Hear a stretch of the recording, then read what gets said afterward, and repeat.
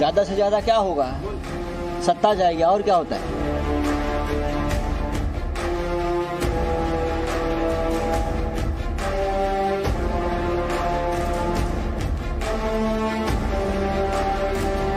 माझ्याकडे उत्तर आहे। ज्या शिवसैनिकांना असं वाटत असेल की मी शिवसेनेचं नेतृत्व करायला नालायक आहे, त्याला मला सांगा की हेही पद सोडायला पाहिजे।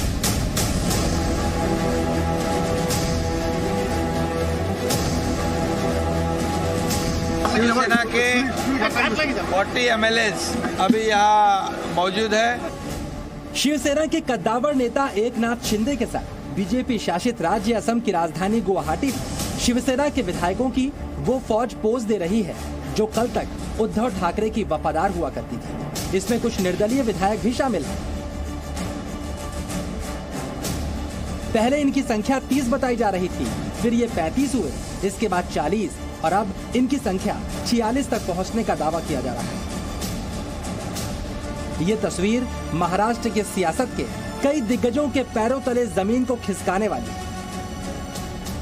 और महाराष्ट्र की सियासत में उद्धव ठाकरे को, महाविकास अघाड़ी को ये तस्वीर दिखाने वाले, जोर का झटका धीरे से देने वाले राजनीति के दो खिलाड़ी हैं। पूर्व मुख्यमंत्री और बीजेपी नेता देवेंद्र फडणवीस और कभी उद्धव ठाकरे के करीबी रहे और अब बागी हुए एकनाथ शिंदे।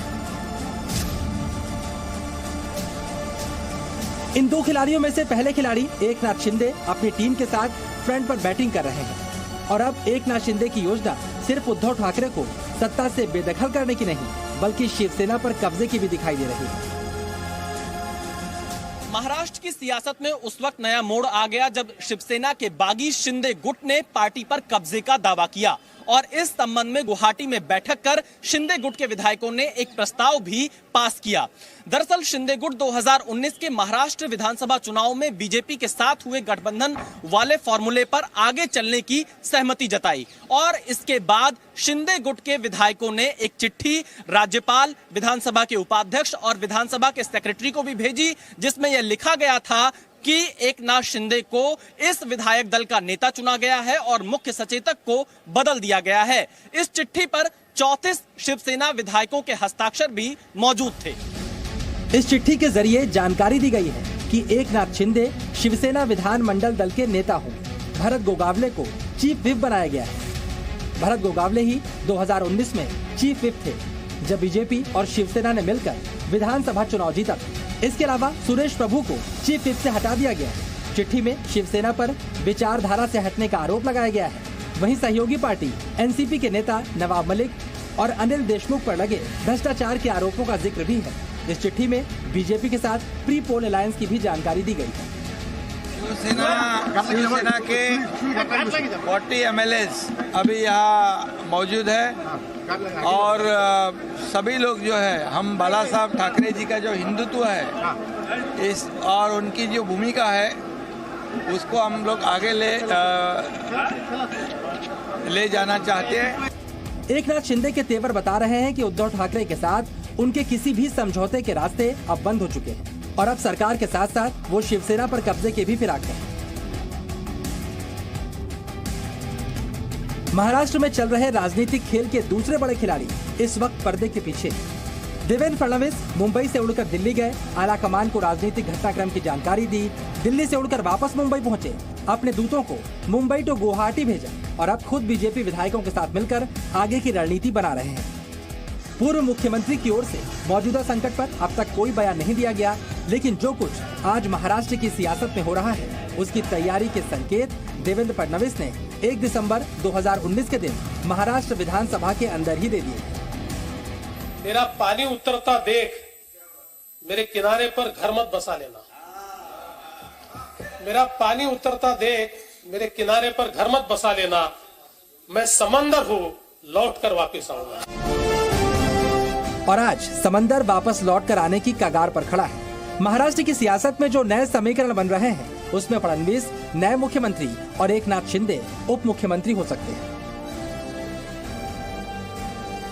एकनाथ शिंदे के बीजेपी के साथ हमेशा से अच्छे संबंध रहे हैं और देवेंद्र फडणवीस के साथ उनकी केमिस्ट्री काफी पुरानी है। देवेंद्र फडणवीस सरकार के कार्यकाल में एकनाथ शिंदे को लगभग 1.5 लाख करोड़ की अलग अलग परियोजनाएं जो है उसका मुखिया बनाया गया उनके MSRDC मिनिस्ट्री के तौर पर। और इतना ही नहीं, जो वो नगर विकास मंत्रालय देख रहे थे उसमें भी पूरी तरह से फ्री हैंड मिला। चलिए अब आप ये भी समझिए किस तरह फडणवीस ने महाराष्ट्र में चमत्कार करके सत्ता पक्ष को हिलाकर रख दिया। पहले महाराष्ट्र से राज्यसभा की 6 सीटों में से 3 बीजेपी फडणवीस के गेम प्लान की वजह से ही जीती। इसके बाद विधान परिषद चुनाव में भी बीजेपी के 5 उम्मीदवार जीत गए। इन 2 जीतों के साथ महाराष्ट्र की राजनीति में देवेंद्र फडणवीस चाणक्य बन गए। राज्यसभा के चुनाव के नतीजों के चलते विपक्ष में देवेंद्र फडणवीस को लेकर दहशत बढ़ गई। देवेंद्र फडणवीस ने ऐसी चाल चली कि सरकार और शिवसेना में हड़कंप मच गया। इस बीच विधान परिषद के चुनाव के नतीजे आने से पहले ही एकनाथ शिंदे के बगावत की स्क्रिप्ट लिखी जा चुकी थी। इस बीच शिंदे अपने समर्थकों के साथ मुंबई छोड़कर सूरत के लिए रवाना हो गए, लेकिन सरकार को खबर तक नहीं लगी। फिलहाल इन 2 खिलाड़ियों के चक्रव्यूह में घिरे उद्धव ठाकरे ने इमोशनल कार्ड खेलते हुए शिव सैनिकों से गद्दारी न करने की अपील की, साथ ही इस्तीफे तक की पेशकश कर डाली। या समोर बसा, मी देतो राजीनामा। चला, मी तुमच्या हातामध्ये आज मी माझ्या राजीनाम्याचं पत्र तयार करून ठेवतो आहे। जे आमदार गायब आहेत किंवा त्याने गायब केलेलं आहे त्यांनी यावं आणि माझे राजीनाम्याचं पत्र घेऊन राजभवनमध्ये जावं। मी का नाही जात? कारण मला कोविड झालंय। उद्धव की ये अपील बताती है कि नंबर गेम में वो पिछड़ गए।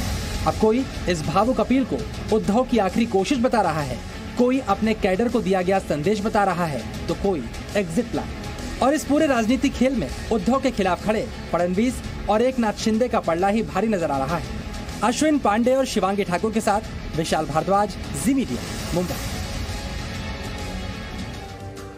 और देश हित में इस वक्त की बड़ी खबर, केंद्रीय मंत्री राव साहब दानवे का बड़ा बयान, शिवसेना बहुमत साबित करे। दानवे ने कहा कि उद्धव सरकार इस्तीफा दे और बीजेपी के संपर्क में कोई विधायक नहीं है। राव साहब दानवे का बयान कि बीजेपी के संपर्क में कोई विधायक नहीं है और शिवसेना को बहुमत साबित करना चाहिए।